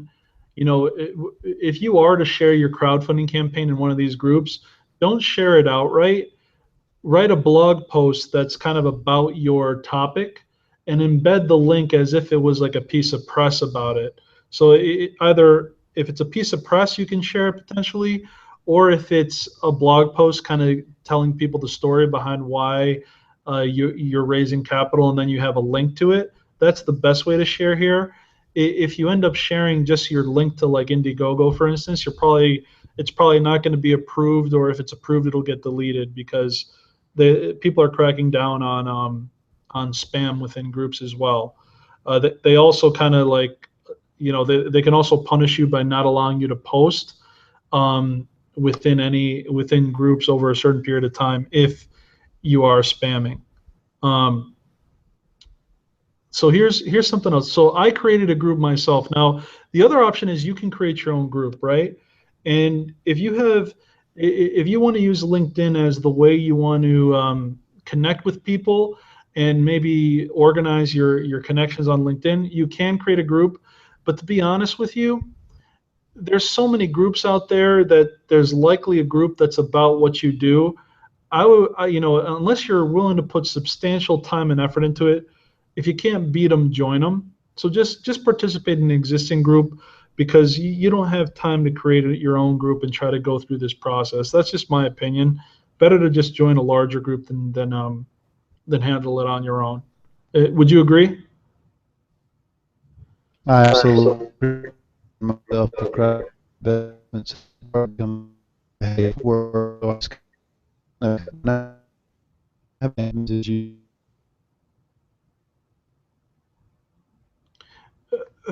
Philip, are you still there?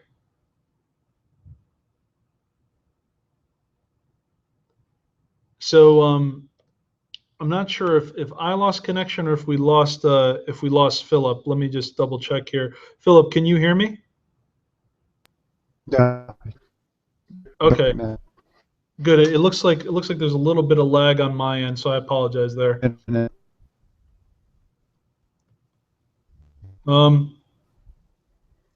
So as we continue, we're about to go into the last piece of this. Scenario where we're going to talk about the actual tool that is used for Autopilot. But before then, it looks like we have another question. We have Pharaoh Cosmetics. Any favorite crowdfunding platforms you prefer? I'm still undecided. Any suggestions that sync and flow with LinkedIn and other social sites? So Pharaoh, good question. There is actually a lot of different sites that use LinkedIn social sharing functionality. I don't know of any other direct integrations with LinkedIn where maybe you can actually create a campaign and you actually decide to link to LinkedIn and suddenly it sends out a message to all of them. I know GoFundMe has some sort of email functionality that you can import your contacts and it'll send them a direct email. But for the most part, it all really depends on the type of project you have. If it's more of a donation campaign, it seems like a lot of people are going towards deposit a gift, GoFundMe, Lob It Up, just a bunch of the donation sites. If it's more of a tech, they seem to go to Kickstarter, Indiegogo. So it really depends, but the ultimate goal is to understand that you have to be the one who is pushing and marketing your campaign. The actual crowdfunding platform is not going to be the one to get you the magical numbers that you need. You have to bring at least 30% of the funding within the first week to 48 hours in order to have a chance to have the momentum necessary to kind of keep going there. So the platform, in my opinion, is a bit of a commodity. There's reasons to go with Kickstarter, Indiegogo, or other platforms for donations, but platforms are becoming a bit of a commodity. So you really want to know, what are they doing outside of funding that can help me with my project? And that's the question that I think is going to differentiate a lot of the platforms that survive versus a lot of them that don't. I don't know what happened. I'm back. Oh, you're back. Did you hear back. anything I just said? I did not. I don't know what happened. I just noticed there's a different image down there now, but I'm back. No worries. So yeah. So what I was just saying was, I was going over a question, so you didn't miss anything. So we're all good. Okay.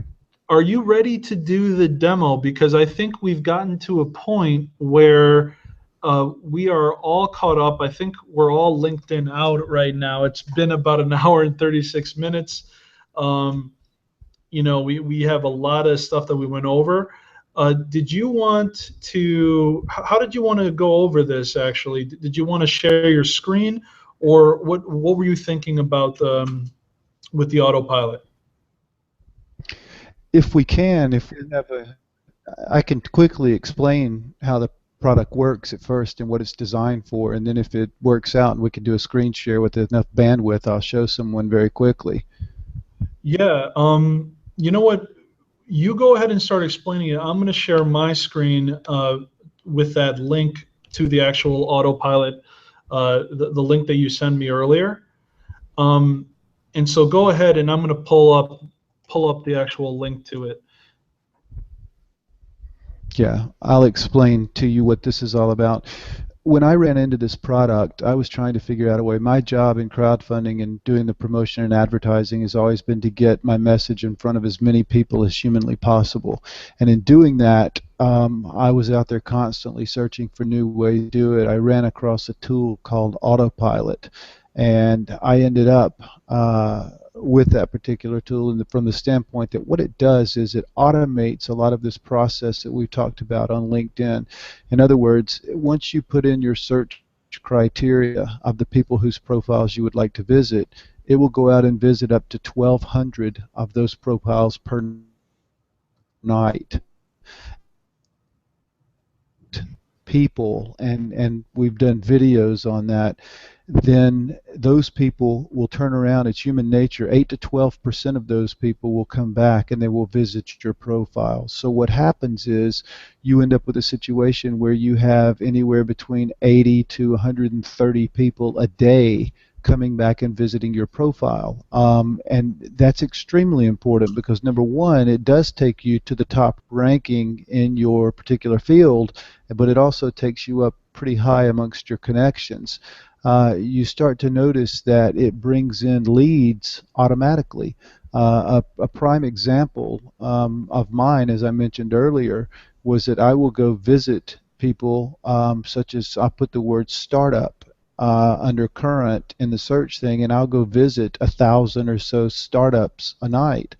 And when they see my tagline, which I explained as being so important earlier, they realize, wait a second, here's a guy who raises funds for startup companies. So what they'll do is they'll send me an email and say, how ironic, I happen to notice that you visited my profile. We're a brand new company and we're thinking about equity crowdfunding as a vehicle to raise the money to get started.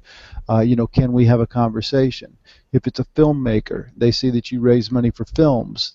They turn around, they'll give you a call. So what it does is it actually automates the process of bringing in leads by visiting. Now we've just revamped it up to 1,200 people per night. We talked about endorsing your connections also. It also gives you the ability to automatically endorse 150 people per day. And one of the other things that it does is so important. We mentioned exporting your connections.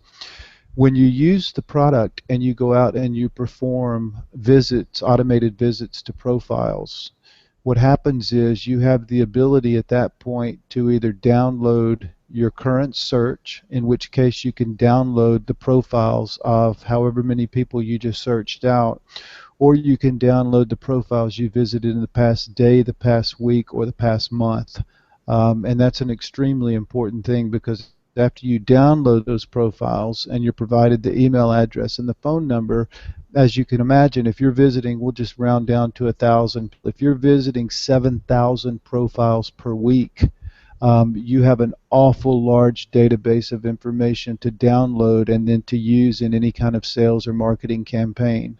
It's an incredibly impressive tool. It's something that's taken a tremendous amount of money to get it to this level.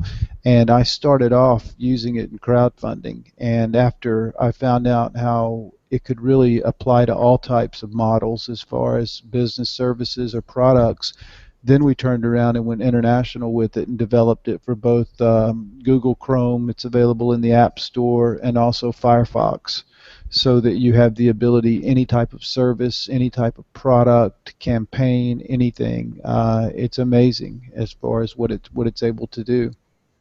Yeah, and I mean, again, it's one of those key elements that takes the benefits of LinkedIn that take time to do manually, and it automates it. Because as you know, visiting a person's profile, yes, it happens automatically. You're not visiting that person's profile for real. I mean, you're visiting it for real as far as LinkedIn is concerned. You, though, are not individually going and viewing 1,000 profiles a night.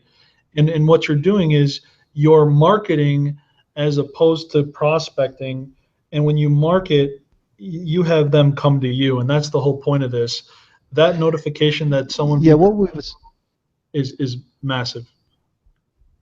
That's right. What I was going to say is what we've essentially done is we've created a product that it's almost like allowing you free pay-per-click advertising, because what you're doing is you're determining through LinkedIn's advanced search, and our add-on pops on at the top of LinkedIn's advanced search. You are deciding who you want to present your advertisement in front of, and then you are going out and you are searching LinkedIn and you're hitting the button, and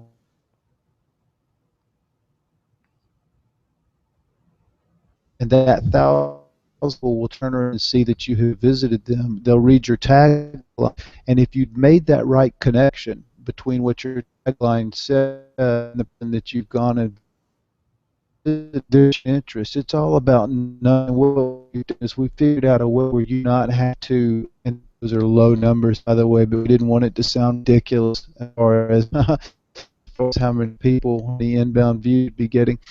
What happens is you've got the ability to turn around and have people come to you without spending the time having to go out and look for people on your own. We've people from all over the world that have wanted to license different territories and countries and everything, but we're not doing that yet, and we don't intend to actually. It's working out well the way that it is. We keep it very updated to a fault. We pushed out probably 9 different versions in the past 11 days, as we would notice little things that would become irritating, little bugs that would get in the way. You can click the link that Manolis provides that will give you a free 2-week trial. I would recommend that when you do that, it's the same time that you actually activate your LinkedIn Business Premium account. And then you turn around after it's activated like that, cancel the LinkedIn Business Premium account a day later, use the product with LinkedIn's Business Premium account so that you can get the full benefit of it. And then you'll see the power of what it can actually do. As I mentioned earlier, if you have one of those lower accounts, this program is so powerful that you can literally use up all of your searches or visits within a day or two. That's amazing. And I just upgraded, as you saw, because I did have a free account previously.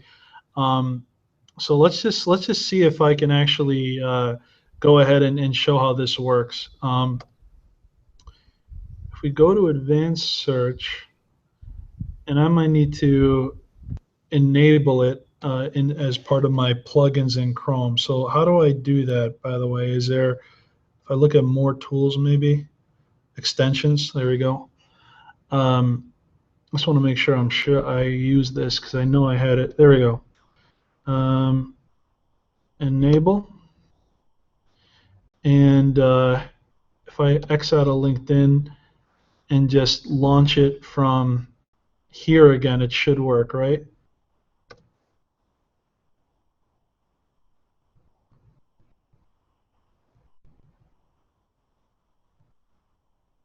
Autopilot for LinkedIn. So I have to get a license key, it looks like. Yeah, what would happen is you would hit that show me your license key. It would take you back, you would log in, you would copy and paste that license key in there, and then it would turn around and you would be able, the tool would load properly and you would be able to use it. I don't know whether or not I have the ability to show you that from my side as well. There you go. And it'll show you the LinkedIn email address that's associated with that account too. That's very important. So yeah, it should work, I'm pretty sure. Okay, you're back now. And let's see if it's going to pop up because I think it has to. Okay, if you already visited many profiles today. Okay, so this is important. So, you know, one thing people need to know is if you're going to use a tool like this or any tool, there are restrictions in the profiles on LinkedIn. There's restrictions that LinkedIn has to ensure that people don't use tools like this, right? They don't necessarily want you to use these tools, but they can't. Well, they do and they don't. I mean, the problem with it is you know, they do everything they can to encourage you. And the good thing about it is we've actually had a tremendous number of people who've gone from free LinkedIn accounts to actually paying annual subscription fees, which ends up running maybe $500-600 just to use our tool. Because as you'll see when you do something generic, just to not operate, so that if we lose the connection again, they will at least be able to see how it works. Yes, you might want to type in some current title. You may want to type in just anything. It doesn't matter. Just something that, you know, will pull up various people. A keyword, you mean? Anything, or title. It did anything you want to. Keyword will work fine. Yeah, so we'll do a keyword crowdfunding, and so then I hit search, right? Correct. So I want to search second level connections most likely, or first level connections? I would first hit search and see what it comes up with, how many people. Sure. And then after it comes up, okay, so there's 34,000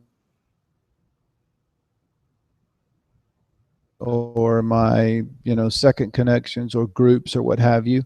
So you'd want to maybe whittle it down a little bit, right?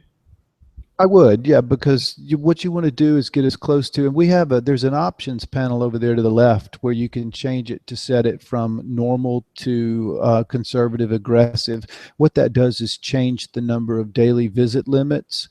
We've been very careful to structure the software so that it does not allow you to get into trouble and let us use it. Conservative will visit 750 a night. Normal will visit 900. Aggressive 1200. Skip visited profiles. We give you the ability to skip them for 3 days, 7 days, 15 days, or never skip them if you don't want to. You see right there, download the troubleshooting logs, clear the cache. So if you just leave it how it is, even come out of there and then go over and see how many people are located under your first and second connections. If you'll scroll down. We'll say, so first and second connections, I'll just pick the relationship, right? Like, if you keep scrolling, well, yeah, you can do it that way, but yeah, that'll work. 15,000 now. You know what? Let me take. What you want to do? Yeah, ideally, first level connections for now, so that we can also show the endorsements. So let's just do first level connections crowdfunding. Does that sound good? Okay, that's fine. Just hit the button. People can see how it works. Under yes, you don't want to auto endorse. I mean, you can if you want to go ahead and show them auto endorse. That's fine. Perfect. So just that'll work if you want to do it that way. Just hit yes, and we'll see what this. Yeah. So as we hit yes, then this is what starts to happen. this goes on in the background, and it begins to actually go through each person's profile, and it highlights them, and it tells you what happened. So it accesses one profile, it endorsed one profile, and it visited one profile. Now, from the profile endorsements perspective, there's a limit there that it goes on, right? You can only do that about 150 times a day.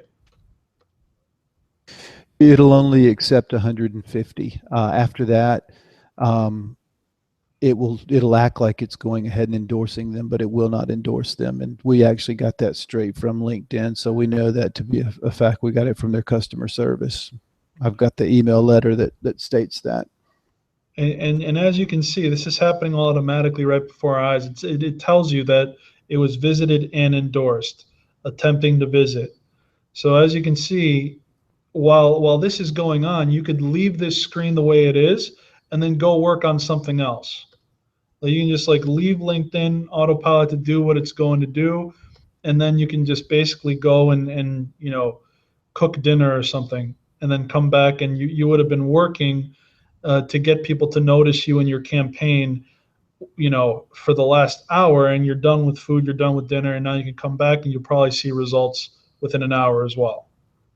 Well, you will, because what happens is when people see that you've endorsed them, it's natural that they will come back and endorse you. I would say within 10, 15 minutes of you doing this, if you look at your messages up at the top, you'll start to see where people have come back and endorsed you. So that's the way that it functions as far as endorsing or auto endorsing your first connections. Now, I will say this, it becomes kind of tedious to keep up with who you've endorsed and who you have not endorsed if you have the large number of connections like you and I do. I have 16,000 and you have right at that. So what I do is I simply download or export my number of connections. After I export that number of connections into a spreadsheet, I'll take a look at the spreadsheet and look for commonalities. Maybe I have close to 150 who live in a certain state or in a certain city. Then I'll go back and I'll pull that city up in my search, knowing that it's going to pull up approximately 150 results. And then I will turn around and I will hit them, because you always want to try to limit your search results of who you're going to be visiting to approximately the number of people we're allowing you to visit. For example, as I said, you're going to be in that particular mode you're in. I believe it's going to allow you to auto endorse 100 people. Had you gone aggressive or in conservative, it may be even less than that. Had you gone aggressive, it would have allowed you to endorse 150 people. But the timer that you see up at the top of the screen really makes a difference in showing you exactly what's taking place and what's going on as far as the number of profiles that it's visited, the profiles endorsed, profiles assessed, so on and so forth. That timer that you were hovering over shows you that LinkedIn will reset. They reset at 1200 GMT time every day. So you have another 22 hours roughly before LinkedIn resets their numbers again. That's important, because if you ever do get locked out of your account because you have abused this tool, that would tell you you'll be let back in approximately 22 hours and 5 minutes. Yeah, 6 minutes. absolutely. So, I mean, initially, if you're using LinkedIn heavily, like today, for instance, I'm going to click cancel in a moment, because this tutorial probably had me visit like probably close to 200 pages already, if not more, just going through this tutorial. So I don't want to hit this limit, because LinkedIn might say, hey, there's way too much activity on your account. You're actually good. It's actually closer to about 1,400 as far as the cutoff, which is why we limit you down to 1,200 aggressively, because we know that you may have been doing other things to hit other pulls on your account. But if you want to cancel that out now and show them how the search function works, it pretty much works in the same way as what you're looking at, but instead of endorsing them, it goes out and it actually will go and visit people that you choose. So you have to click get off, unclick auto endorse. Okay, so on-click auto endorse. Okay, and then you would just go and I would go back up to advanced search up at the top. Yep. Or there. That works just as well. You can reset your search if you want to. It doesn't matter. Or you can just you can choose anything you want under title, under industry, anything. And you can be very specific by using Boolean searches, such as, you wanted to mention crowdfunding and finance, or you wanted to mention, anything you could think of. So I want to say, I want to find an angel investor. How about that? Angel investor and Quotation mark. Yeah. Well, let me recommend another way to do that. Put your set of words, your phrase in quotation marks. So angel, and then at the other end of investor. Okay, get rid of the ampersand and type in cap letters AND. Put quotation marks around the crowd too, and then that should do it. And so what is so that, for people that don't know, that's kind of a Boolean search. That's like a way that you can ensure that it will find both angel investor and crowdfunding in that person's profile. Is that right? That's correct.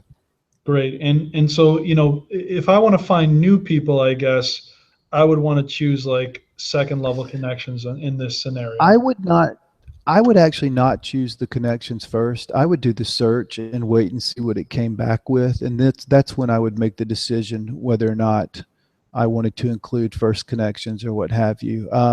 Being that right now you're only dealing with 207 people that were found, after you get the number of people, you can scroll down again and you can start to whittle that down to certain states or to certain other areas, groups only, as you said, second connections, first connections, what have you.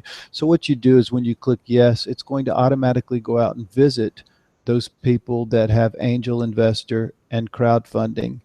That's another thing that's of interest to you. If you want to download your last search, that's your time to do it right now. If you click that download button, it's going to download the people that you just searched for.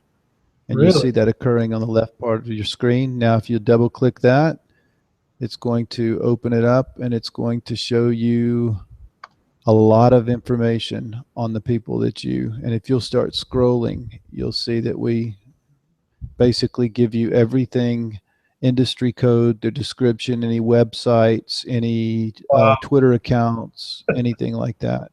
We also have, we have the ability also to give you their telephone number and email address, although we are withholding that right now until we determine the way that we want to roll that out. Yeah, please. Now that was for visiting.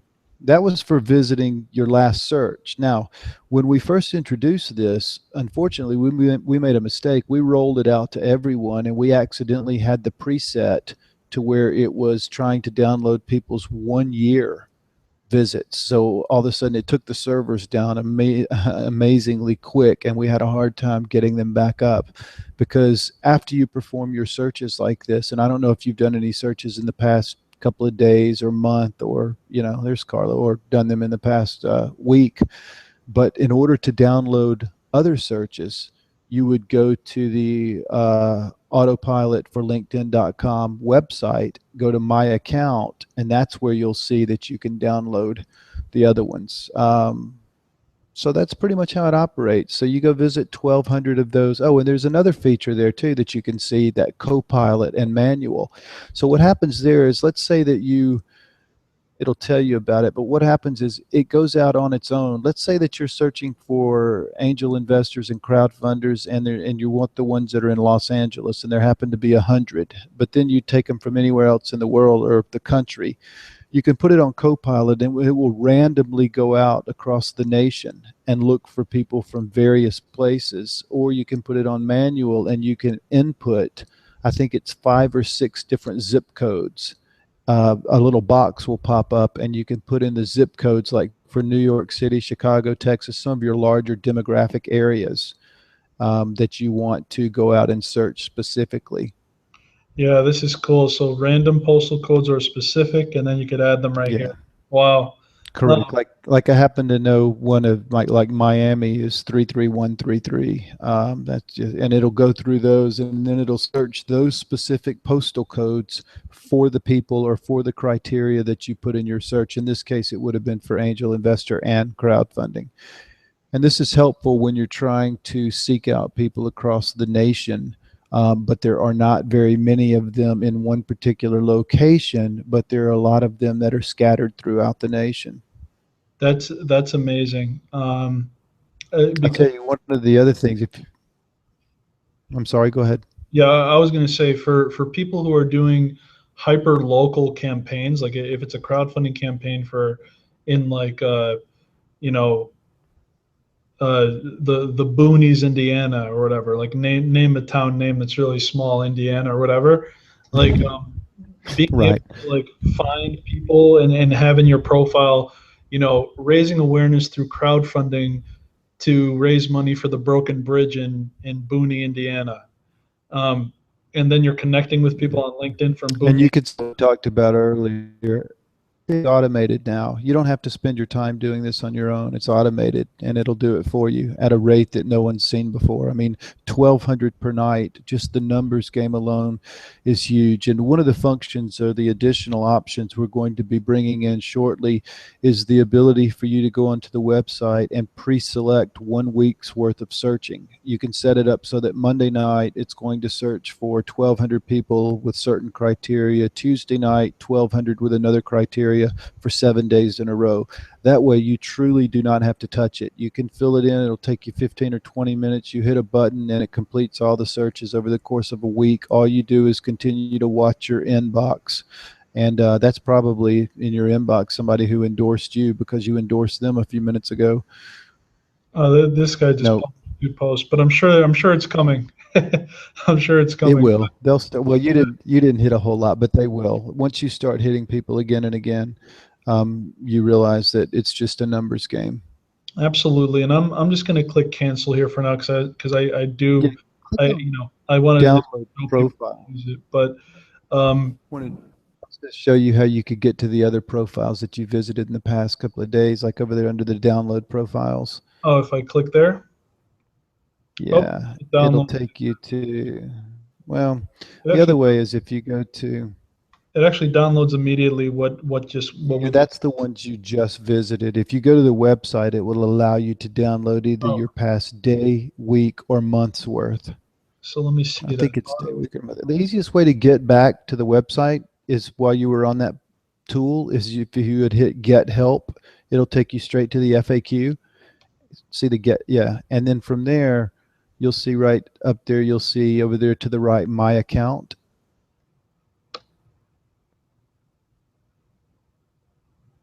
And then scroll down and you can see the download visit history where you can choose anywhere from, I think we now have it at day, week, month. Yeah, that's correct. That's really cool. So that you can, so that in case you want to be even more proactive, instead of them coming to you, you can see that you visited their profile, and so maybe you want to reach out to them again and somehow. Well, here's what we do with that information. You talked about earlier exporting your contacts and using those email addresses.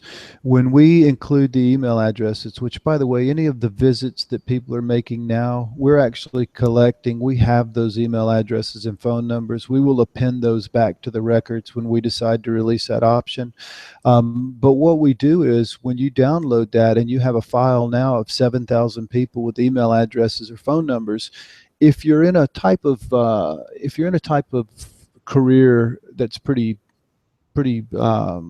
high profile, for instance, say you were a personal injury attorney, you would probably have someone individually telephone those people. If you were selling a product or a service or you had a crowdfunding campaign, then what you would do is use those email addresses and you would export them. The good thing about the way that we bring this data out in a spreadsheet is that it's very clean. In other words, one of the things that I had to do was to go through, a lot of people like to include sales tactics in their last name on LinkedIn. It may include their website. It may include, a star, a check mark, whatever. So if you import this data into your CRM management system, then you can be pretty much rest assured you're going to get the cleanest data possible, so that when your letter goes out and says dear first name, and even if it includes their last name somewhere in there, you don't have to worry about it including a bunch of trash. We pretty much are cleaning that up on a daily basis so that it includes the correct information with the, even when someone throws in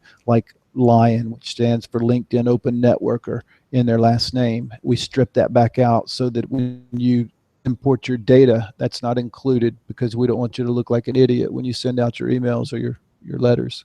Absolutely, and very good. Let me just check on questions because it is running a little bit late. I just want to see if there's any other questions here. But this is awesome, though. I mean, thank you for giving me the opportunity to go through this. That looks good there. Let's just quickly look over here. Stop sharing for a moment. All right, it looks like we're good to go. 5 people have stayed with us the whole time. We had over 25 or 30, I think, at one point. So thank you all for sticking with us. Philip, again, I want to work with you to create a blog post that we can then send out to kind of tell all these people about all the amazing features. We can embed this video in it and just show people how to use the things. But also the text expander and these other tools that you mentioned are invaluable as well. So I'd love to take some time to make that blog post if you'll be able to do that with us. Anytime, just let me know the details and we could talk about that tomorrow, what have you. Glad to. Cool. And so if people wanted to reach you directly, how can they reach you? LinkedIn. There you go. You know,